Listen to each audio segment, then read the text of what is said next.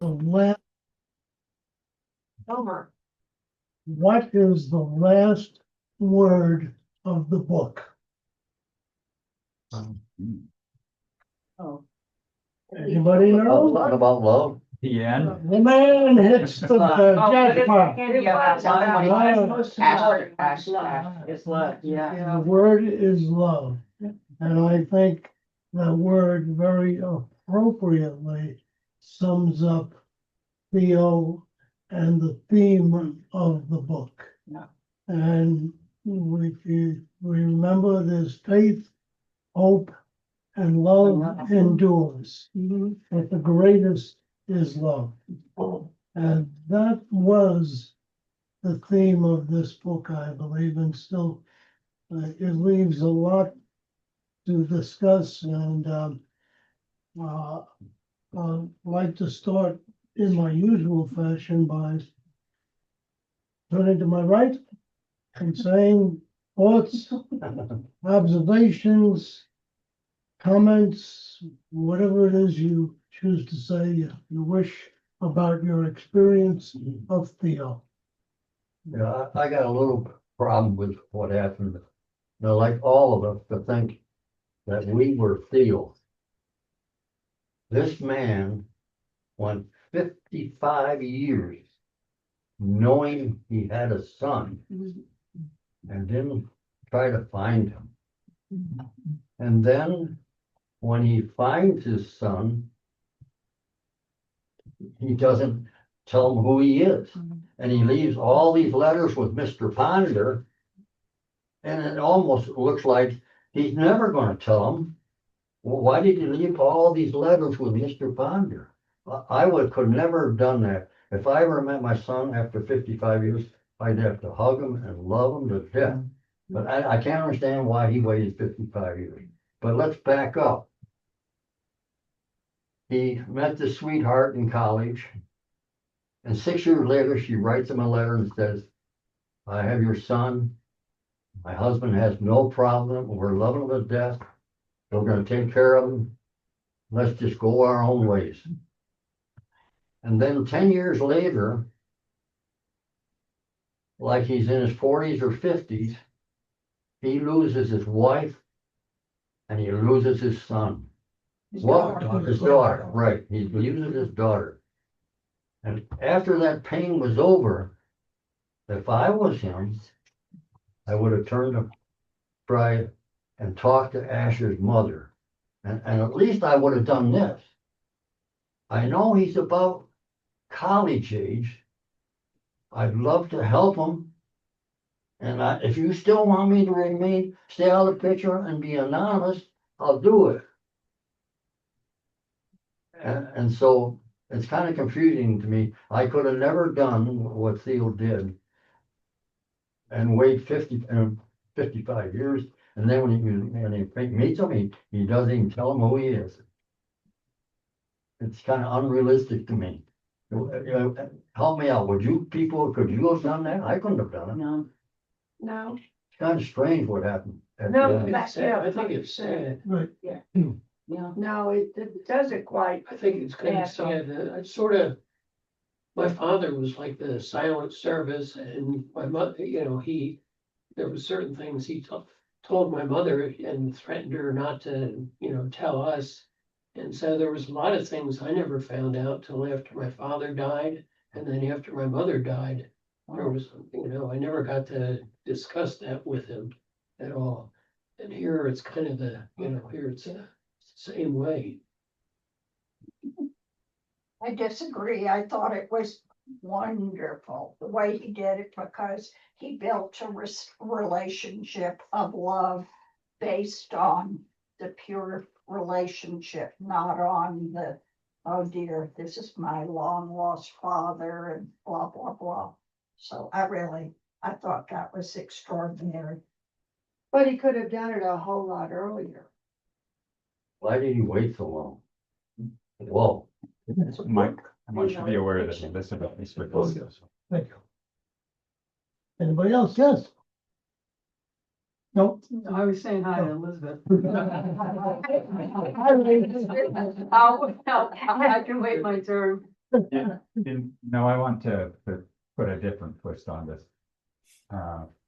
I agree with what you're saying, Barry. You couldn't have done it, I don't think you could. No, I couldn't, and I think it's sad. Uh, here's just a different aspect of this book, and this book is, like Mike said the other day, this is the most religious book I've ever read, except for maybe the Gospels. But we can all judge Theo and say, well, the reason that he went to Golden was because he had this kind of bad feeling about how he had treated his son, that he hadn't made contact with his son. He knew that his son had become an artist, and it was probably to his delight to find the pictures in the coffee shop. And he wanted to help his son, and so he bought the pictures and then was in the process of giving them away. So all of that is true, but here's something else that's true. Every person that he gave a picture to, he could see something in that picture about that person, and generally it was hurt or pain. Yes. Right. And he, as he spoke with the person that he was giving the picture to, he encouraged that to come out for the person to talk about that. And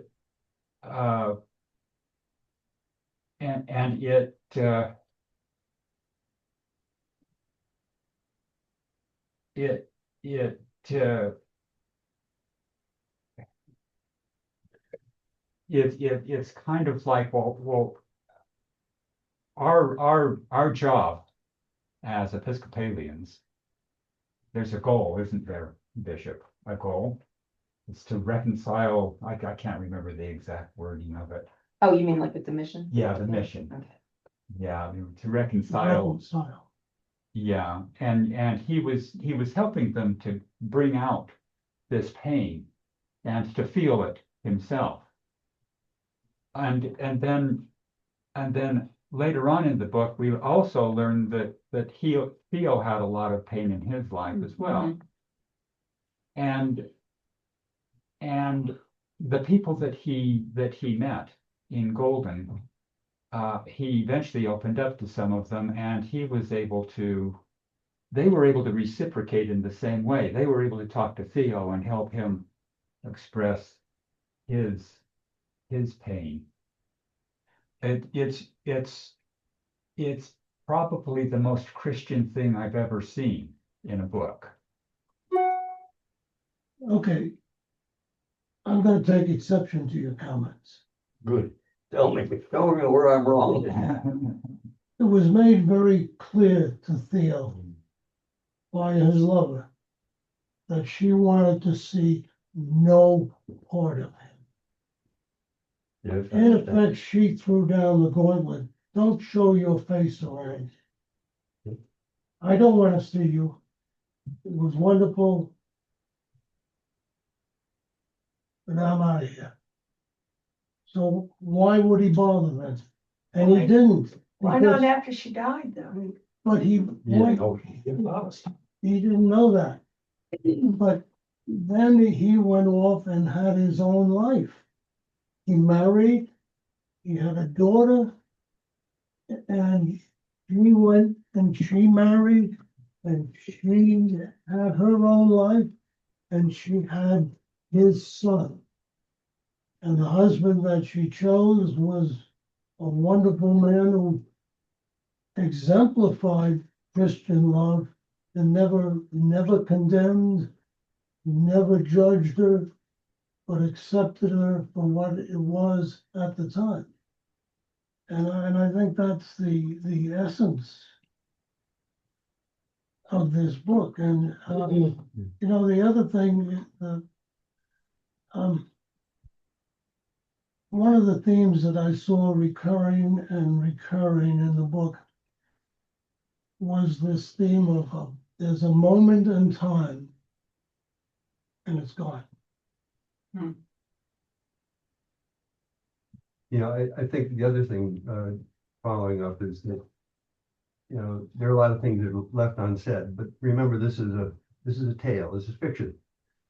And in some ways, a lot of it's artificial. It's too much goodness in a man, in a given human. But I stand by what I said when I first started reading it. It's an allegorical tale on goodness and love. And the key thing that just kept coming over and over, every relationship he had with the person in the portrait, there is giving. He's giving them the portrait. He's giving them his amazement at what was in the portrait and trying to tease out of the person their life story. So in the giving, there's empowerment not only of Theo, but in empowerment of the recipient. And it's the part of about love is it's got to be, love has to be reciprocal. You love someone, you hope that they will expect, you know, say, give something back, acknowledging it. But in this case, it's done almost surreptitiously. He brings out their pain, their life story, and sometimes it's horrible. And at the end, of course, with the juxtaposition of that beautiful concert by one of his recipients, and within hours, it's turned on its head, and the most horrific thing happens. Yeah. You know, the juxtaposition of the beauty and the horror, the evil, good and evil at its most extreme, and that part of it is what makes it so difficult for all of us, because it's a story of many people's lives. Okay. I forgot what's their names. One of the things that I was that towards the end, you really get to hear more, you know, after he's passed, how much of a recluse he was in the years, we don't know how long, but I get decades, that he really didn't interact with very many people. And it's almost like he came alive again before he died. Yes. You know, because he had a community. What made him come alive? The people. Other people, yeah. Like the people. Right. And his interactions Yeah. and with those people was always on a loving basis. He never asked anything of them, but he always gave a lot. gave. So Mike, I said it last week, but when I started the book, I was looking for the Jesus analogy. Now we're at the end of the book. And I come back to that. Because what did he do? He created, yes, it was small scale, right? But he created a community of love. And to Don's point, right, by finding pain and then by changing that pain, perhaps into joy, but at least recognizing and doing that. And then what happened? At the end, he's killed by the non-believers, the people who were not of his community. Which brings you back to the Jesus analogy. And I'm like, now we haven't seen, Cindy's got a couple comments for you when she decides to talk, but there's two things that she needs to tell you, and one's a question and the other's a fact. But I'm not so, you mentioned the most religious book. Well, last week it was the most faith, but now it's most religious. So I'm wondering if something changed your mind over the past week. But I kind of say, and you know, Cindy's research said he didn't want to write a religious book. That was not the purpose. He did want to write a religious book. He did not want to specify Christianity. And that's the message I got from my kids, because I sent the book to my kids. Oh, did you? They have not darkened the doorstep of the church, other than unless I'm doing something in decades. and they loved this book. I bet. They found it an incredibly powerful tale. Is it religious, do you think? Or that's not the No, point? I would say spiritually, it's not the point, it's the message Mhm. of love and redemption. You don't need But to, isn't that the essence of Christianity? exactly, but you don't need to call it that. I think this is the future of where faith, Right. religion, spirituality is going in the United States. At least as far as if my kids are reflective of ours too. So you see it as listening, recognizing pain, discussing it, and then bringing that person into community. That's what you're seeing. Just I think Giving. Elizabeth had it. love Theo's anonymity, that he Yeah. did all of this as a gesture of love. He had gotten over his idea of being grandiose self that drove away his lover 50 years prior. But in a lot Yes. of ways, oh, I'm sorry, Elizabeth. We'll get to Elizabeth. Oh, thanks, Mike. When you have a dream, a lot of people say that the characters in the dream are not really the characters in the dream. They're all parts of yourself. And I had that feeling, with this book, that all the different characters we met had aspects of who we are. And because I could relate to parts of all of them. And so in a way, it helped. The people, I mean, in terms of Ellen, in terms of Tony, they weren't people that you normally would think about are you, but they're very close to you. And you have parts of you like that. So it made it more about me than about the other and just a fictional. I mean, it was an allegory, and anyway, you get my drift. No, it's interesting, as I read the book and I kept thinking to myself, this book sounds so real. And I had to keep reminding myself that this is fiction. It's a story. It's a novel. Back a couple comments. For those of us who have been reading The Faith Club and the Amen Effect, Judaism and Muslim, I mean, yeah, we have a lot of Christian symbolism in this book, but the behavior speaks to all major religions. So you could just take the Christian symbolism out. I think Jewish person would be reading it from the Talmud, if I pronounce that correctly.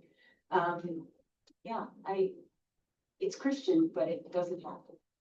I think it speaks to all people for the most part, because it goes beyond religion, like we were saying, it's just a wide audience, and because of that, it hits the stroke with everybody.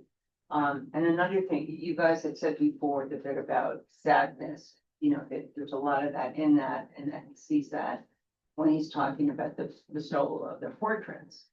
And I think also when he was dealing with some of the people that say were less attractive or appealing or, burdened by the sadness, he spoke to them as if he had seen a real, not attraction, but a real sort of glorious side to them and a more attractive side to them. And, they'd never thought of themselves that way. And so in a lot of instances, he made them feel better about themselves. And he did in a lot of different ways. It was just not like, hey, Sally, you're a gorgeous, attractive person. Haven't you ever thought that? But, that he emboldened them in a certain way beyond dealing with the sadness, which he also did. So, that also spoke to me, as well as everything everybody's saying here. I will say, yeah. I was gonna say, it was interesting the way he brought out and he used the term Oh, you just stole my line. Go on,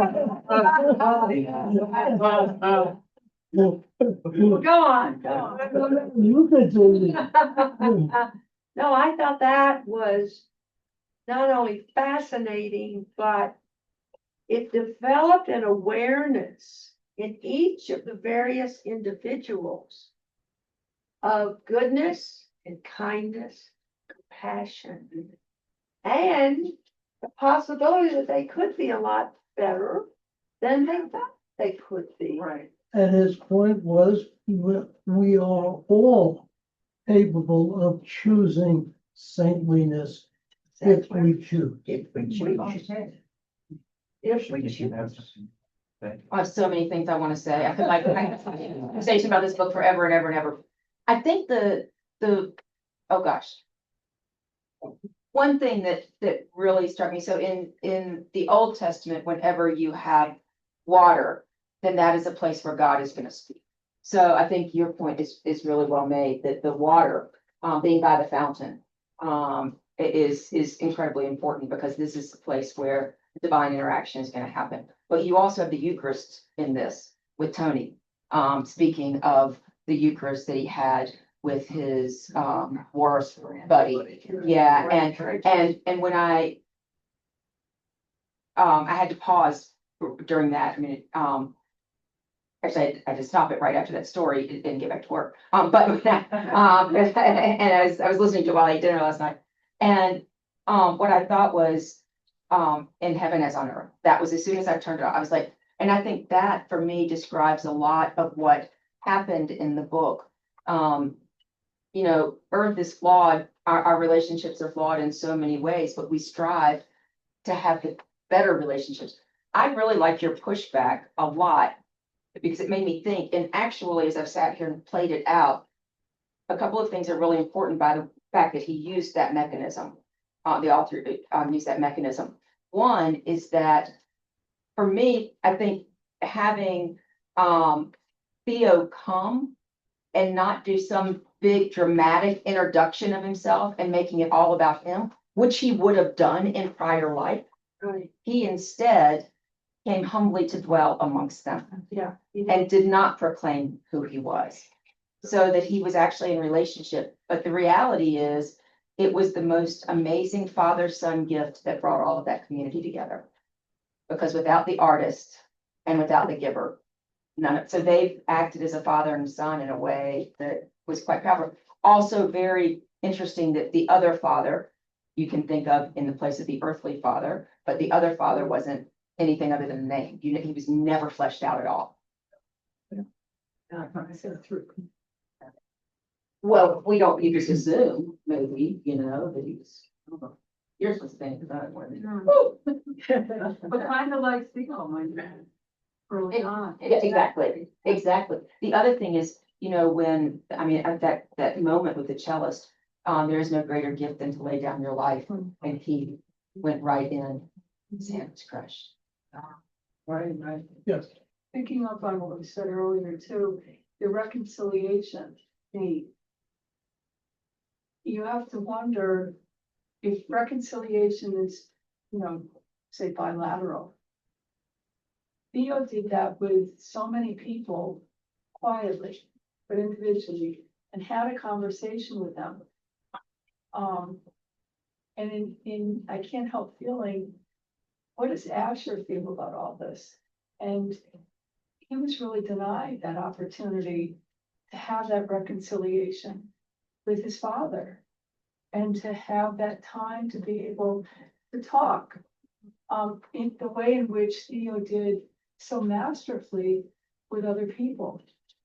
And he did with the portrait of it, when Theo drew the portrait of Asher. Asher read into it. Right, but he was denied that opportunity to have that verbal reconciliation or communication.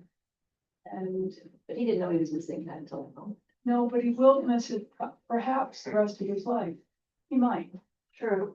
And you're right, the mother, so what was, and the other thing I couldn't help feeling. Book, first of all, thank you, Don, for for recording this, because I wasn't reading this book until I heard the rave review, so I started watching the recording. And then a couple of people, like, my friend said, well, they read it in one sitting. I mean, one sitting. So I've been furiously reading it the last 3 days. And it's been a wonderful book to read. I have to wonder if it was a God incident. Clearly Theo picked Golden. And clearly, I think, knew Asher was there and that there were roots and unresolved. But did he know that Asher's portraits were going to be on public display? Or was that a God incident that, you know, God works in mysterious ways? And was that another kind of spiritual moment that gave Theo an idea for how to be in the world? And I thought that was, and you know, if that's right, that can happen to all of us. If we recognize, if we're open. I think this book Hold it. kept all Hold of us it, awake hold at it. night. Very. Okay, I thought this was a wonderful, complete book. It was a book about a life. And this is a life that's really very recognizable, that he grew up in a good family, a wonderful place. He had a very subtle inspiration there on the river with the painter, the fisherman who was painting. And he had the love affair later there, but he was passionate about the work that he was doing, to the point that it diminished that relationship with his lover. And then he goes on and he becomes, his work gets more recognized. It's also put down by critics and praised by others. But anyway, he went through a lot of that in his life, and then ultimately became super famous, but to the point of celebrity, which has a real problem with a lot of people's life. And he actually became then the recluse. And so from his tragedy with his wife and lost the daughter and everything with his celebrity, becomes a recluse and didn't have much of a life during that big interim.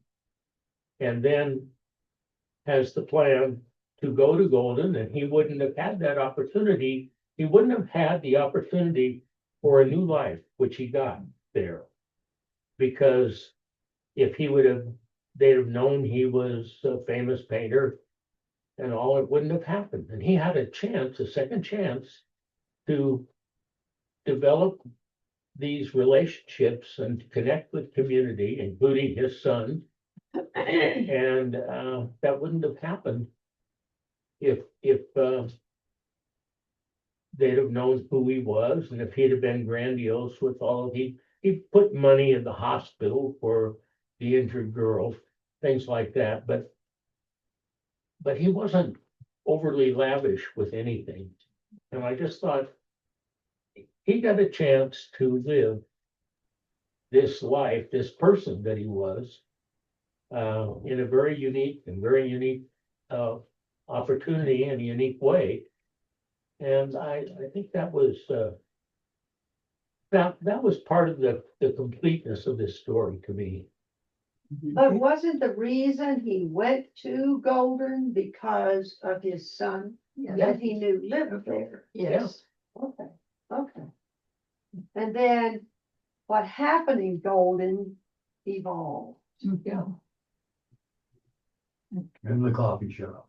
Exactly. And the good espresso.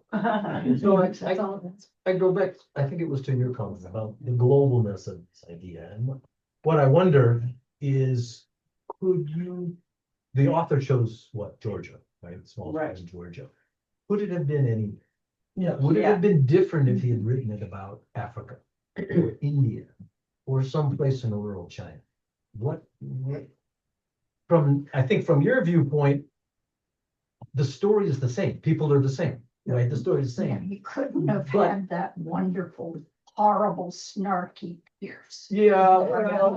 No, but I'm not sure that I agree with that. American There would be material snarky is people in any country. Yeah. But the problem that I have is he is in America, right, middle America. What, it's a certain economic class, that's present there. If you shift that story into a place where, say, everyone is very poor, or maybe not, right? Does it play out the same? And part of me says it should be, to your point, right? This is about people, and Right. people are the same, Universal. and goodness and love is the same. But the details Will be don't different. work. Well, they would. I be think, or some of the different, right? details may not They work. would be different, of course, they would be different. Would it be However, better? Would it be different for you? I mean, would you like that? I don't necessarily agree with what you're saying. I think that no matter where you live, in what part of the universe you live in, the traits of love, kindness, compassion, consideration The universality. exist, Right. no matter where you might be. Do you think the reception to the bestowals would have been the same? I'm not That in would Japan. depend on cultures. They'd have to have some respect. Cindy's point is, in Japan, there's a reciprocal. Right. So you'd have to, if you're going to give something, then you must receive something, because that's the culture. And now, I Back mean, and forth. yeah, there's a back and forth, No. I'd live you. Yeah. I don't know, it's just an interesting thought, because we state that the idea of love, the idea of giving, the idea of that you're presenting Yeah. is universal. The question though is, how universal is it really, if you get down to it? Desmond Tutu's book was accurate. It already exists naturally in Africa in that idea of Ubuntu. Right? I don't know personally. I just read the book and it sounded wonderful. That culture, we're all in it to get far together, not one person superior at the expense of another. Actually, Asher says Ubuntu in his own way. He says, will you please thank him? People like me need people like him. Right. And that's, Ubuntu is I am because you are. Right. What was the human quality that bound all these people together in this book? And I have a suggestion for you. Loss. Gee, What was that? Loss. I said loss. But it was Laws. something, Yeah. And yeah. would it not be in some ways the search for art, Search for art. A-R-T? Well, I And think it's isn't art in many ways a form of love? Oh, Mike, I wish think it's more Claudia than were that. here. She would, Claudia's heart would be thumping. I think it's more than that, though. Please. Repeat what you just said. Well, No, I do. isn't the Oh, art, isn't art the essence of love? And you're looking at something and you love that. I love that picture. I think And I it's more, hate that picture. right.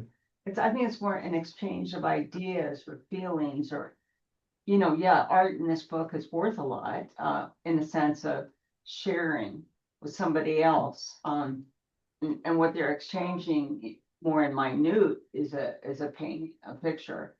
But it's also giving of yourself to somebody else, exchanging feelings, ideas. I don't think you just base it on a portrait alone. I mean, they might have another gift to give to one another. Do you know what I'm saying? What about our need to be heard and to be seen? Yeah, that's That's one I thing. bet the Amen effect is very much talking about that, our need Yeah. to be heard, and there's such a focus on eyes. It's a little bit off, but I've been watching Homeland, which is about the Yes. CIA and stuff. And it's all about the eyes, reading the eyes to see the correctly or incorrectly, the depth of somebody's soul. And don't we all have a human need to be heard Yeah. To be seen. See, that's what I mean. Because he You're saying it wasn't, he differently. was drawing that out Mhm. of everybody. He wasn't really sharing. He didn't really want to share about himself. But he was trying to draw people out. Well, talking about that, and the main character of Homeland, Harry, is a study in. And I don't wanna say. Yeah. I don't find her to be a very appealing character. Agreed, but it's all about the eyes. Hmm. Yeah. I think this last half that we read, the part that hit me the hardest was with Kendrick and Derek. And him saying, Mm, you know, You didn't you see saw me. me, you didn't see me, don't you recognize, you know, and I think the parting word of Kendrick or phrase was look in their eye, look at them, look in their eyes. that And was very meaningful. Yeah, I agree. As a side characters, that was. Yes, And you know, another, it's a part of the, an expression maybe of what's it we're talking about. But the word acceptance or mutual acceptance between, you know, each pair of the speakers and talkers. Acceptance is an approval, it's an ability to relate to what's being said. But it has to be mutual, and that's an understanding that is realized by the kinds of discussions that went on, the wording. There were no threats, there was no anger, there was, except for Clive and Pierce, Cleve. But you know, it seems to me that. National anthem. So if Theo didn't die the way that he did, do you think he would eventually told Asher who he was? yes, I think so too. absolutely. I But he wonder had at what pre-prepared those point in time that letters. would have happened. That's in book 2. But he had written those letters, not anticipating he was gonna fall off a balcony. If he had cancer, I'd say, maybe, but he had already had those letters written. But he was, again, we get into this issue of, you know, spirituality and religiosity. And clearly, at the point in the book, at the end of the book, Theo is looking forward to moving to his other side. Yeah. Whatever that may be. Going back to what Mike said, and then also what Bob said, the whole idea of being seen, and I don't know, I feel like we've been focusing on what Theo was able to do for others. But because he had such notoriety, to the point where he felt like he had to back off and go into seclusion by not being known when he came. He was also being seen for the Theo that he truly was. So he was getting as much out of those relationships as he was giving. Did That was he obvious. redeem himself? Did he redeem himself? Yes. In spades. Yes. If you look at his prior life, and he came to Golden in search of the afterlife, Do you think, and whatever that might entail. do you think he wanted to redeem himself in Golden? Yes, That was the purpose of it? absolutely. I think finding Manette and knowing how close she had been to her Gammy, who was his lover, Right. that was a huge part of it, with that he helped Manette to feel good about herself. So, But let me take it back to Theo. And Theo makes this trip from Asia somewhere or the Middle East somewhere, and he comes to Golden and he's quiet and he is somebody who endears himself to so many people. What was anybody's welcome to come up with this. What was the one quality that you think was the essence of Theo? Forgiveness, redemption, love? What? What was he doing? Was he driven by guilt? And this is his Oh. redemption, his renewal, born again, new life. Was there, let's explore that word guilt. Did he have a lot of guilt? Mhm. He did, oh, yes, he did. Oh, yeah, he did. Yeah. Oh, yeah, big time. He realized he had been worse than Pierce. That's possible. Oh, what's the regret? Nicely said. What's the But regret? guilt is one thing. Guilt is one thing. And we all have, well, I know I have plenty to be guilty about, but guilt can do one of two things to us. It can either drive us down a hole, which I think actually happened to Theo during Yes. the first part of his life, but it can also lead to a change, lead to a change of heart that causes us to do something much, much better. And I think that this story is about Theo's change of heart. And to your point, Mike, looking for a way of redeeming himself, and but that change, We all, I don't know whether you've all experienced it, but there have been points in my life where I felt extremely guilty about certain things. And I haven't done anything all that wrong. Oh. But being raised in the faith that I was, didn't matter how little it was. You weren't perfect. But the change of heart is what I think is the most important thing. God did not give us guilt to drive us down a hole. He gave us guilt to change our hearts. So what's the difference between guilt and redemption? Or regret. I love your comment on regret. I mean, Elizabeth's got her hand up. Well, I just want to say, I think as a writer, he was very intentional about what he named things. He spent all that time in Ponder House. I can't believe that was an accident that he called it Ponder House. I mean, he was talking about his own transformation as he sat there by the river and pondered his life and pondered all these things. And the same with the town of Golden. This is where he went for his, what you said, Mike, his, I don't know, renewal or whatever. I just think he was being not at all subtle about how he was telling us that it was his inner transformation, every bit as much as anything. What do you think it tells us about the author? I know, right? I was reading the Wow. sort of the description and it didn't give me a lot more insight.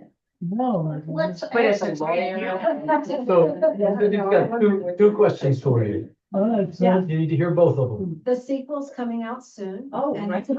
It's called Ellen of Golden. It's about Ellen. I don't know. Yeah. I don't know anything. True confessions, I was more upset about the cello being destroyed. Owner of a 300-year-old cello. The other question is, that I was pondering at 3 a.m. when one ponders things, is if Theo had been Theodora, been a woman, how would things have played out differently? I always wondered how things would have played out differently if Theo were just dirt poor. I think that would have been fair. That's- So, that's why I wanted to say something. The reason I don't want to say something is I'm gonna get booed out of the room. I did not like this book at all.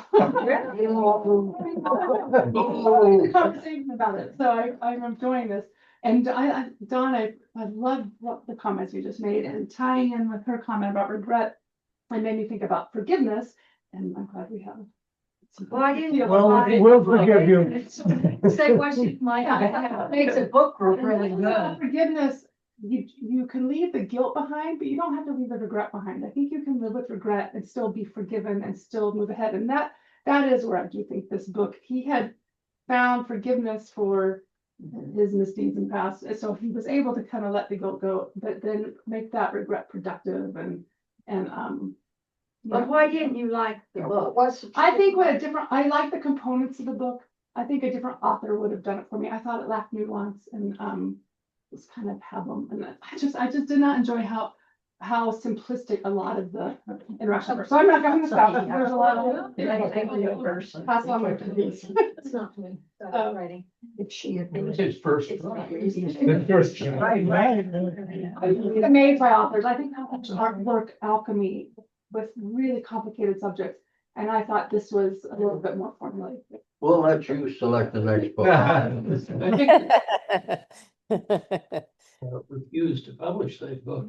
And Right. it is self-published. It's 100%. I mean, I looked online. I was trying to find some negative review somewhere when I was done, and I couldn't find one. So I am definitely There are on plenty the of negative reviews about the writing. Not that Yeah. people praise the story and the message, but the writing is simplistic. There are a lot of.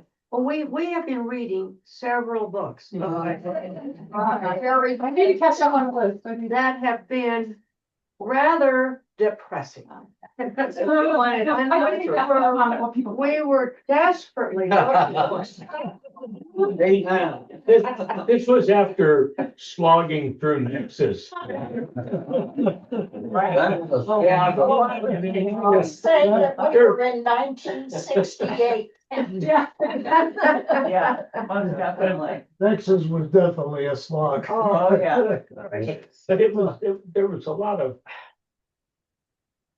really important content. Exactly. Oh, yeah. Oh, Oh, yeah. Conversation is really wonderful. But yeah, so this was just at the right time. Yes, Like it I said, I told my sister-in-law to read this book right after she crashed and totaled her car. I think we need something to feel better. I think I was just gonna say, what are the young people in this church? If they were reading this, what would they think? Our daughter and our son were both very raised in a religious community. And when our daughter was at college, she majored in religion and in environmental studies. Did she read it? If I gave her this book, I'm not sure what her reaction would be. Well, And I I hope wonder you're going about to the do it. young, Yeah. the people that age in our church, any place, because we're the oldies here. What would their reaction be? My middle-aged daughter loved it. I never I'm- I mentioned think a word about spiritual, religious, anything like Yeah, that. see, I think it would Oh, interest the younger people. She's in her 40s. No, I think even teens, 20s, I think they would, because it's not that religious. Like we were all talking, it's more of a spiritual connection and just a really nice, like when I went to Barnes and Noble and picked it up, the lady there was saying, oh, this book has just been flying off the shelves. People love it. It's nice to have a feel-good story. Do you know, and I think I think I included this in my earlier statement, John, about how it would appeal to a really widened web of readers. Well, You know, to a I'm wide- intrigued by wide that meaning, statement, because if you look at the state of our society today, would you make the statement that there's a need for a field Oh, story? absolutely. And that's, and people want that, as opposed to going home and watching the Anything from the news. Oscars that I wanna watch, the nominations, like. Right? Oh, I mean, we come out of Sundance and everything's depressing and blah, blah, blah. I said, Here's something that's good. years ago, just for that reason. Yeah. I go in feeling really good and I watch the Come movie out. and then I come out, oh my gosh, why did I ever go see that? See the lake and everybody's moving away. I watched the lake, a little bit of the lake. So about the writing, because I don't have reading time, but I have listening time in the car. So I listened to it and I don't know if anybody else did, but the narrator was incredible. Yeah. I mean, it was so good. And I think that, I could see, what was happening. And I think that's because the cadence was there. And so I think that's one thing, but the other thing I have to say is that, as a preacher, I was like, I've never preached a funeral sermon that's good, and it's kind of offensive that a lawyer wrote that. I mean, if I could have that at my funeral, I'd be all in. I could just leave right up, so, you know. Maybe it was more my genre of writing. Well, the subject matter. The subject matter was pretty good, yeah. I do always wonder when I finish a book, would that have been better if I had listened to it, or if I hadn't listened to it? I always wonder how. I know, right? It If I changes had your. listened, then it was. I thought it was really good. Yes, This is a very small detail, but it's the kind of thing that I noticed. At the end, did you notice that Asher is the executor yeah. of Zilla's estate? Yes. And I kind of wonder, was that a sort of a background? Zilla is not poor. Zilla has a Million. as a large estate, Yeah. and there isn't anyone else, Right. at least that we've heard of. There No. are, I don't know, no, wife is dead, daughter's dead. That's it. So is there a background? What am I going to do with my accumulated? I mean, yes, there's money, but he's got paintings. One assumes he has paintings and art and all of this stuff. Don't Over- sound like over that years. horrible Pierce, that's what. Yeah, well, I think that's the best comeback, the Thanksgiving dinner. His brother has more money than he does. So, yeah, exactly. So, but I mean, Asher had no idea, right? All of a sudden, He's all of this he's hits 60-some Asher, years old. and you He's trying to wonder, retire. right? Was this part of Zilla's plan, or it just happened, and that's just the way it was? Well, he wasn't planning to fall off the balcony. No, but he did have to plan on what he was gonna do. Well, with it. when he part of gave his life all of these Yes. information to Ponder, he obviously told Ponder to set up. Yeah, Ponder knew all this. He knew all of this, and well, he was the one who was formulating the trust that would Agreed. exist and assuring that the money would be put to quote unquote good use. But again, going back to the reciprocity, the conversation, imagine Asher, he wasn't even asked, he never consented to be the executor. What a huge, I mean, not, you usually have backup executors in the event, all right, but let's say, what a burden. He's got this artwork that he's got to handle and figure out and, But he does have Mr. Ponder, who is. true, but there was no conversation with the father But about isn't- what he isn't- wanted, what he wanted, or maybe it's in the estate documents, you don't You know. think Asher was pleased? I don't Was he know. pissed off? I What don't did he know. feel? He didn't seem to. I mean, all I know is my husband had that happen to him with his uncle. He hadn't really talked with him in years. And there was some estrangement between the father, the uncle and his sister, the brother and sister. And one day out of the blue, my husband gets a call from a lawyer in Massachusetts or New Jersey. You're the executor of his estate. He was an artist. And I mean, Art took care, my husband, Art took, did what he needed to do. But it was shocking. This is an opera theme all the time. Okay. The rich uncle dies and all of a sudden the poor person becomes rich and gets the bride, or whatever it happens to be. Become rich, but it Time was for a minute, still- I'll call time for a minute. We have a few minutes left. Who would like to start off by offering how they feel having finished this book? And do you feel uplifted? Did you feel downtrodden? Were you elated?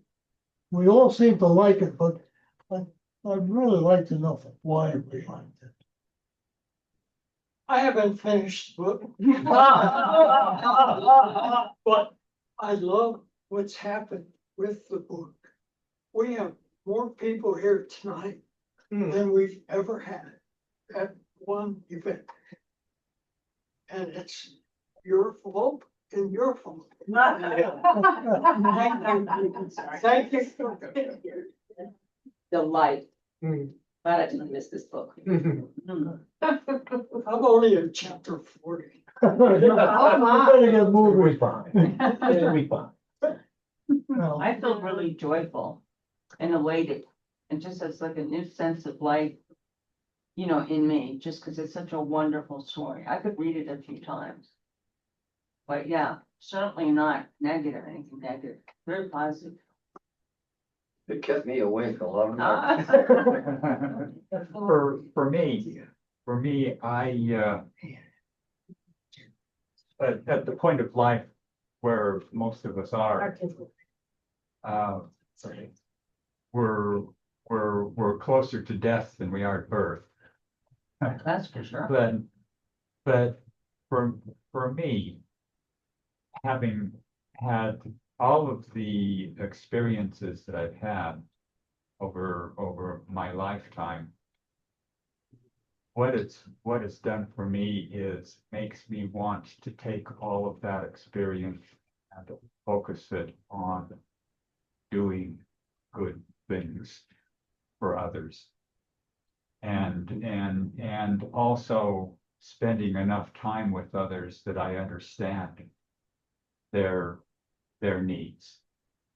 And I can say this honestly, that in my earlier part of my life, that was not necessarily true. I do that, but to me, that's become probably the most important thing in my life is sharing what God has done for me with others, and then hoping that in some way helps others. well, for me, it renewed my faith in the goodness of mankind. Yeah, yeah. Yes, I agree. And I think anybody who reads this book and doesn't come away feeling much better about the world and others and humankind had better get themselves to a psychiatrist. I want somebody to give a thoughtful Christmas gift like you did those. Aren't they incredible? Do it out, well, did it out listening. Yeah. That's amazing. Get it out of listening. Did it out listening. You are a wonderful group.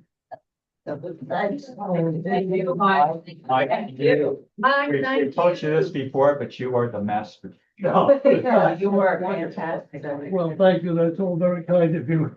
I wish my students had thought the same. I did. Sure I did. Well, you got a friend next to you. Right? Mr. Big Ears. A good friend, my dad. Yes, what has a dog? Dutch Shepherd, Oh, with a little something, something. yeah, it's so cute.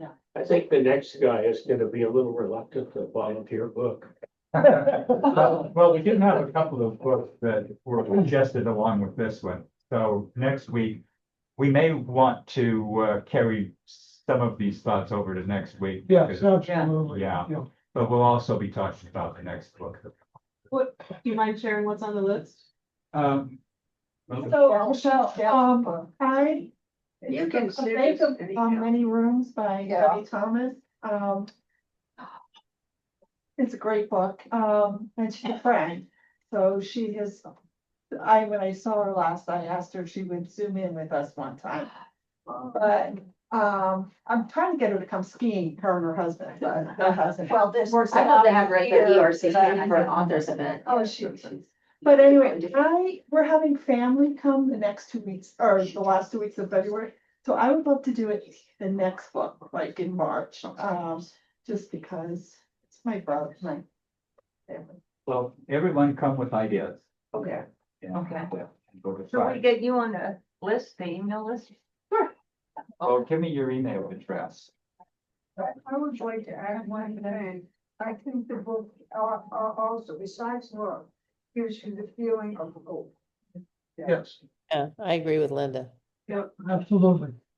Yeah, it renewed my faith or hope in the church. So that's good. And thank you. It was a very good book for us to read at this time. Okay. Anyone, last comment If anybody or thinks otherwise this dismissed? Thank you, everybody. Thank you for being with us. Thank you. And thank you, Phyllis. Hope you got You have a good weekend. for what we're about. Absolutely. The baskets will be out there Sunday. They're out there right now. I read her, sermon commentaries, faithful, she would take what artist passage and make it just. Like that, there it is, the nugget of her. I go with that. There it is. Bring it up. Very, Well, Cool. I miss book clubs, actually, I was in one in Cincinnati, but yeah, life doesn't. I'm never in town long enough, you know? Oh, they are? That's a good Thank book. you. Right back Was it too? back there. Yeah, I'm on the. When I was so excited, I used this. I understand you're 33. I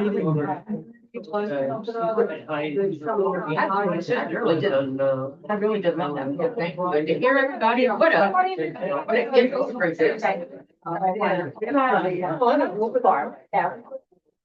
So I haven't met you, I'm Jennifer. Sorry, I'm Jennifer.